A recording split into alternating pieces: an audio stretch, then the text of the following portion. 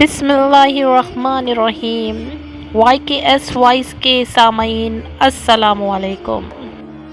Y کے S voice کے عزیز سامعین، آج ہم ذکر کرنے جا رہے ہیں حضرت یوسف علیہ السلام کے بارے میں۔ حضرت یوسف علیہ السلام قصص الانبیاء سیریز کی ہماری بہت ہی امپورٹنٹ ویڈیو ہے اور آج ہم شیئر کرنے جا رہے ہیں آپ سے اس کا پارٹ 1۔ تو آئیے ویڈیو کو اسٹارٹ کرتے ہیں۔ حضرت یوسف علیہ السلام کی ولادت اور مقام و مرتبہ۔ حضرت یوسف علیہ السلام حضرت یعقوب علیہ السلام کی دوسری بیوی راحیل بنت اوبان کے بطن سے پیدا ہوئے۔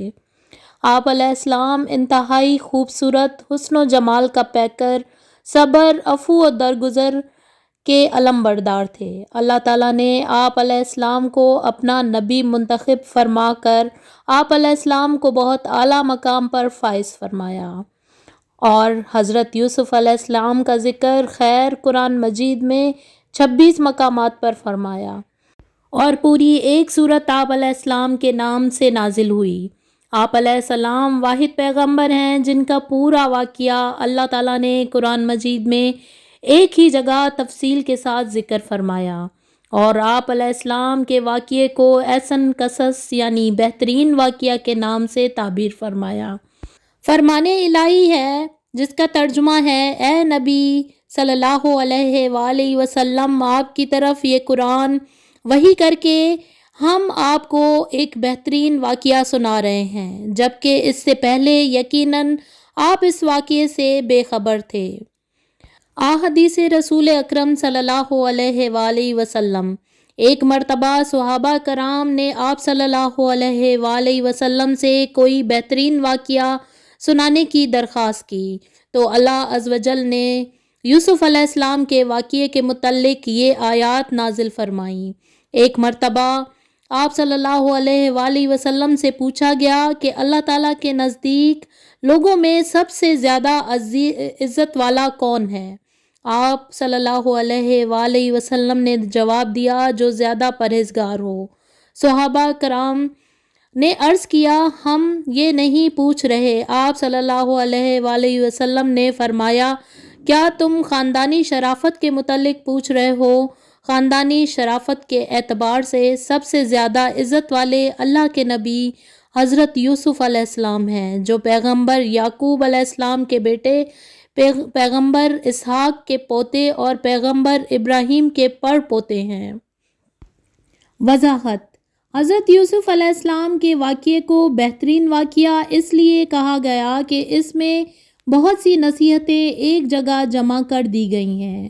یہ واقعہ اپنی نوعیت کے اعتبار سے عجیب و دلکش اور زمانے کے عروج و زوال کی ایک یادگار ہے۔ اس واقعے میں غلامی سے بادشاہی، قید سے آزادی، قوت ایمانی، شجاعت، استقامت، صبر، ضبط و نفس، پاک دامنی، امانت اور دیانت، رحم و کرم، عفو و درگزر، تبلیغ و تقوی، رعایت و مروت جیسی عظیم صفات کاملہ اور اخلاقی فاضلہ کا ذکر ہے۔ یہ واقعہ قوموں کے بننے اور بگڑنے، گرنے اور ابھرنے کی ایک تصویر ہے جو کسی تشریح اور وضاحت کی محتاج نہیں۔ حضرت یوسف علیہ السلام کا خواب اور اسے مخفی رکھنے کی نصیحت۔ حضرت یوسف علیہ السلام کے 11 بھائی تھے، اور آپ علیہ السلام کے والد محترم آپ علیہ السلام سے سب سے زیادہ پیار کرتے تھے۔ آپ علیہ السلام نے بچپن میں خواب دیکھا کہ 11 ستارے، سورج اور چاند مجھے سجدہ کر رہے ہیں۔ آپ علیہ السلام نے اپنا یہ خواب اپنے والد محترم حضرت یعقوب علیہ السلام سے بیان کیا۔ حضرت یعقوب علیہ السلام نے اپنے چہیتے بیٹے کا خواب سنا تو فوراً سمجھ گئے کہ اللہ تعالیٰ اس بیٹے کو دنیا اور آخرت میں اعلیٰ مقام عطا فرمانے والے ہیں۔ حضرت یعقوب علیہ السلام نے حضرت یوسف علیہ السلام کو نصیحت فرمائی کہ یہ خواب اپنے سوتیلے بھائیوں سے ذکر نہ کرنا۔ ہو سکتا ہے کہ تمہارے بھائی شیطان کے بہکاوے میں آ کر کوئی ایسی حرکت کر بیٹھیں جو تمہارے اور ان کے لیے نقصان دہ ہو۔ فرمان الہی ہے جس کا ترجمہ ہے، یاد رکھیے جب یوسف علیہ السلام نے اپنے والد سے ذکر کیا کہ اے ابا جان، میں نے خواب میں دیکھا ہے کہ 11 ستارے، سورج اور چاند مجھے سجدہ کر رہے ہیں۔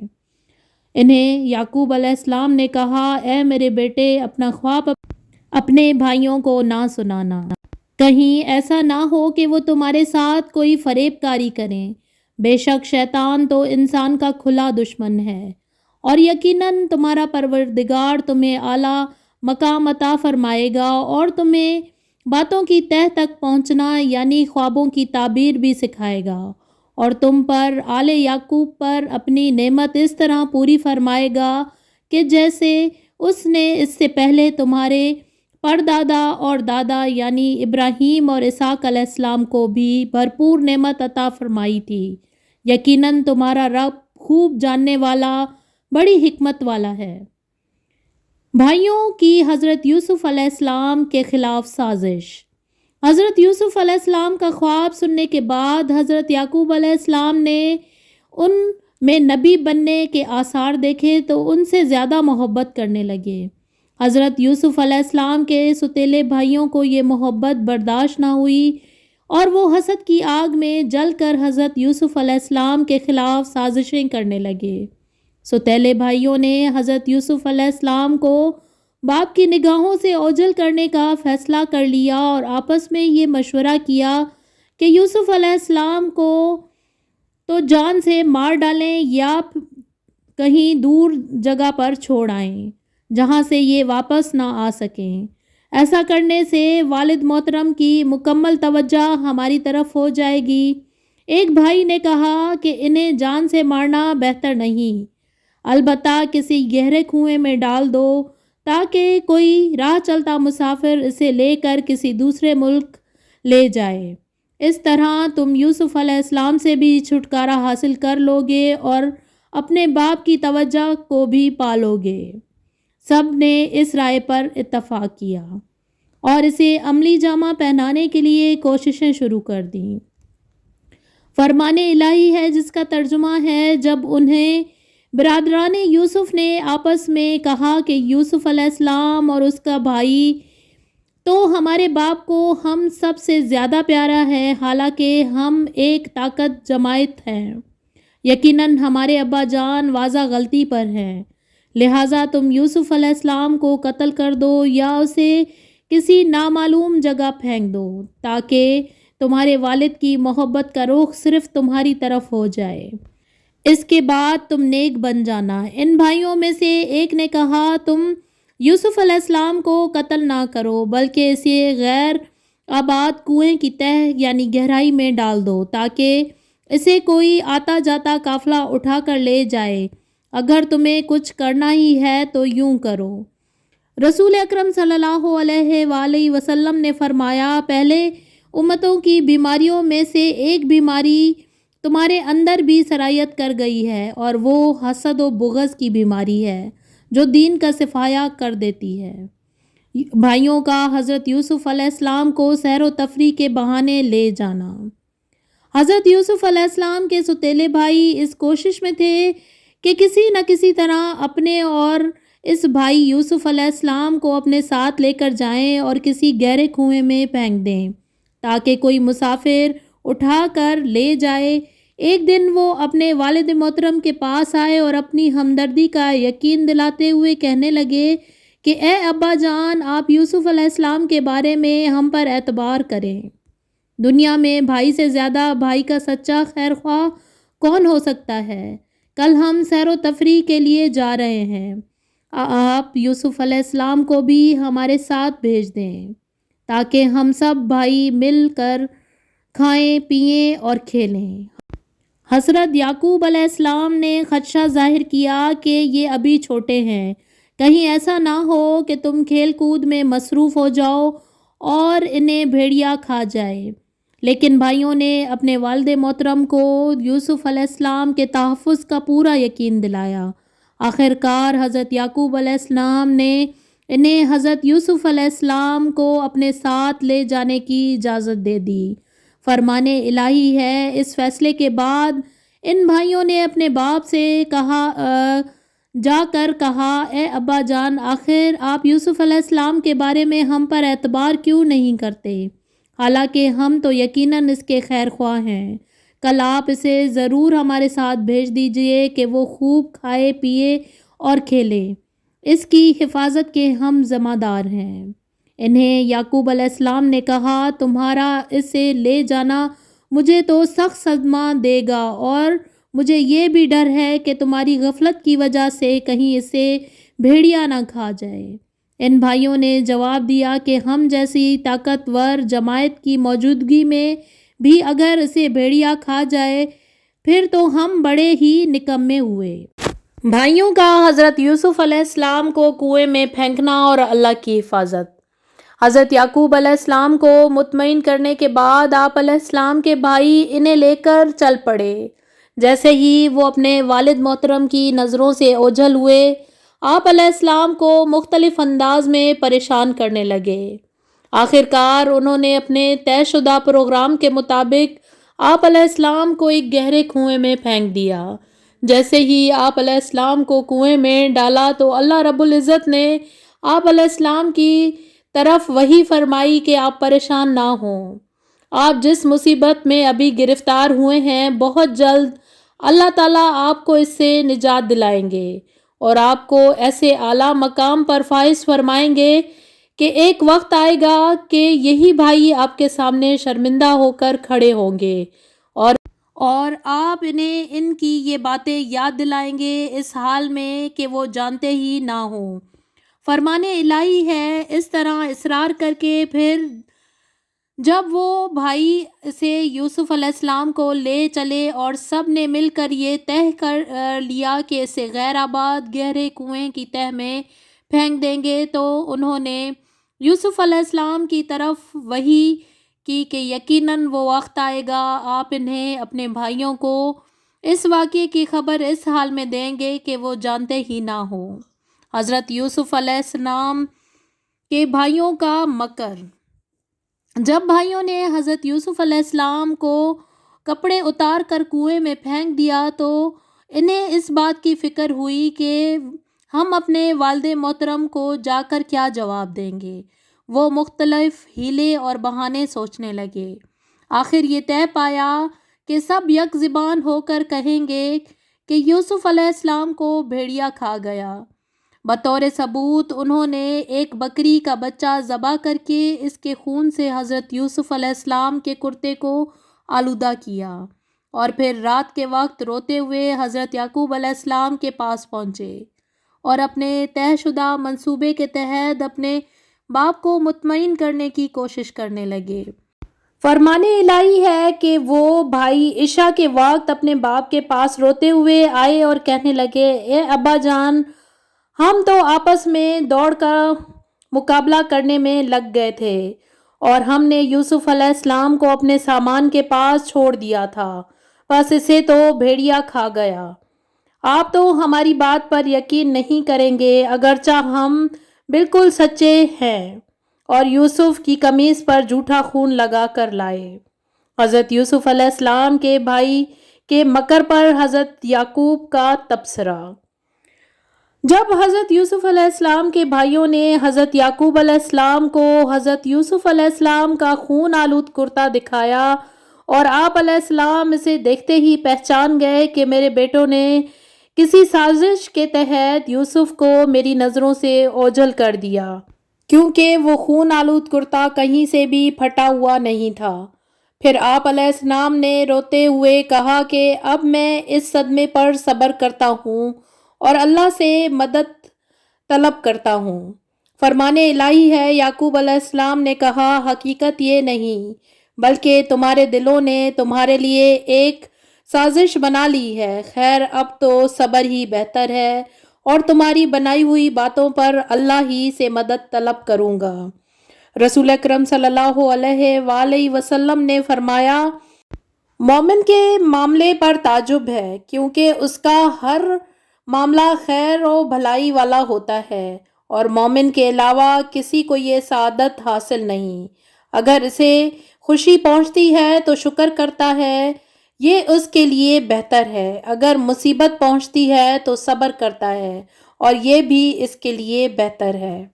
حضرت یوسف علیہ السلام کا کنویں سے اخراج اور بازار مصر میں فروخت۔ حضرت یوسف علیہ السلام کے سوتیلے بھائی آپ علیہ السلام کو کنویں میں ڈال کر واپس چلے گئے تو آپ علیہ السلام کنویں کے اندر اللہ تعالیٰ کی مدد اور رحمت کا انتظار کرنے لگے۔ کچھ ہی دیر بعد شام سے مصر جانے والا ایک تجارتی قافلہ وہاں سے گزرا۔ انہوں نے اپنے ایک آدمی کو کنویں سے پانی لانے کے لیے بھیجا۔ جب اس نے اپنا ڈول کنویں میں ڈالا تو حضرت یوسف علیہ السلام اس کے ساتھ لٹک گئے، اور جیسے ہی اس نے کھینچا تو آپ علیہ السلام بھی اس کے ساتھ باہر نکل آئے۔ اس آدمی نے جب آپ علیہ السلام کو دیکھا تو فوراً کہا، ہمارے لیے تو ایک بہت بڑی خوشخبری ہے، یہ تو ایک بہت خوبصورت لڑکا ہے۔ پھر انہوں نے حضرت یوسف علیہ السلام کو اپنے تجارتی مال میں شامل کر لیا اور مصر کے بازار میں لے جا کر دیگر سامان کی طرح آپ علیہ السلام کو بھی غلام بنا کر فروخت کرنے کا اعلان کیا۔ فرمان الہی ہے۔ اور ادھر ایک قافلہ آیا تو انہوں نے اپنے پانی لانے والا بھیجا۔ اس نے جب اپنا ڈول کنویں میں ڈالا تو وہ یوسف علیہ السلام کو دیکھ کر کہنے لگے، بڑی خوشی کی بات ہے، یہ تو ایک لڑکا ہے۔ انہوں نے اسے قیمتی مال تجارت کی طرح چھپا لیا اور اللہ اس سے باخبر تھا جو وہ کر رہے تھے، اور انہوں نے یوسف علیہ السلام کو معمولی قیمتی یعنی گنتی کے چند درہم کے بدلے بیچ ڈالا۔ وہ تو یوسف علیہ السلام کے بارے میں بہت ہی بے رغبت یعنی بے پرواہ تھے۔ عزیز مصر کا حضرت یوسف علیہ السلام کو خریدنا۔ جب قافلہ حضرت یوسف علیہ السلام کو لے کر سرزمین مصر پہنچا تو انہوں نے اپنے دیگر ساز و سامان کی طرح حضرت یوسف علیہ السلام کو بھی فروخت والے سامان میں شامل کر دیا۔ آپ علیہ السلام کے ذریعے اللہ تعالیٰ اہل مصر پر رحمت نازل فرمانے والے تھے۔ آپ علیہ السلام کے ہاتھوں میں حکومت کی باغ ڈور آنے والی تھی۔ اس لیے عزیز مصر نے آ کر آپ علیہ السلام کو دیکھتے ہی قافلے والوں سے خرید لیا، کیونکہ اسے آپ علیہ السلام کی پیشانی پر خیر و برکت کے آثار نظر آ گئے تھے۔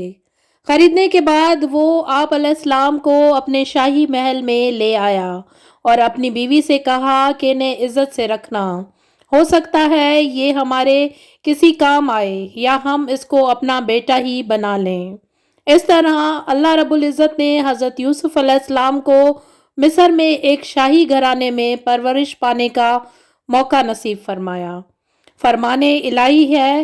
اور مصر والوں میں سے جس شخص نے انہیں یعنی یوسف علیہ السلام کو خریدا، اس نے اپنی بیوی سے کہا کہ اسے بہت عزت و احترام کے ساتھ رکھنا، بہت ممکن ہے کہ یہ تمہیں فائدہ پہنچائے یا اسے ہم اپنا بیٹا ہی بنا لیں۔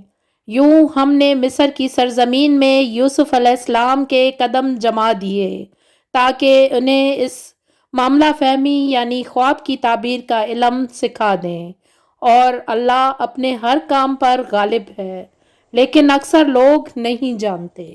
حضرت یوسف علیہ السلام کی بعثت۔ حضرت یوسف علیہ السلام عزیز مصر کے گھر میں پرورش پا رہے تھے اور اپنے والد محترم کی تعلیمات کے مطابق اللہ تعالیٰ کی عبادت کر رہے تھے۔ جب آپ علیہ السلام جوانی کی عمر کو پہنچے تو اللہ رب العزت نے آپ کو علم و حکمت سے نوازا اور منصب نبوت پہ فائز فرمایا۔ فرمان الہی ہے۔ اور جب وہ جوانی کی عمر کو پہنچے تو ہم نے اسے قوت فیصلہ اور علم عطا فرمایا، اور ہم نیکوکاروں کو اس طرح بدلہ دیتے ہیں۔ حضرت یوسف علیہ السلام کو ورغلانے کی ناکام کوشش۔ حضرت یوسف علیہ السلام جوانی کی عمر کو پہنچے تو آپ علیہ السلام حسن و جمال کا پیکر اور انتہائی خوبصورت تھے۔ عزیز مصر کی بیوی آپ علیہ السلام کے حسن پر فرفتہ ہو گئی اور آپ علیہ السلام کو ورغلانے کی بہت کوشش کی۔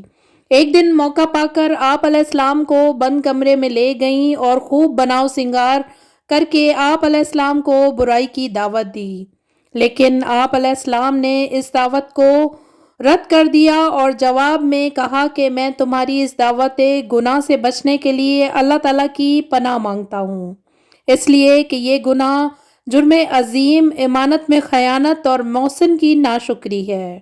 تمہارا شوہر میرا محسن ہے اور یہ کیسے مناسب ہوگا کہ میں اپنے محسن کی عزت سے کھیلوں؟ اپنے محسن کی خیانت کرنا تو ظلم ہے اور میں ظلم کا ارتکاب نہیں کر سکتا۔ اس کے بعد آپ علیہ السلام اپنی پاک دامنی کے لیے کوشش کرتے ہوئے دروازے سے باہر نکلنے لگے تو عزیز مصر کی بیوی نے آپ علیہ السلام کا پیچھے سے کرتا پکڑا جس سے وہ پھٹ گیا۔ دروازے کے پاس ہی دونوں نے عزیز مصر کو سامنے پایا۔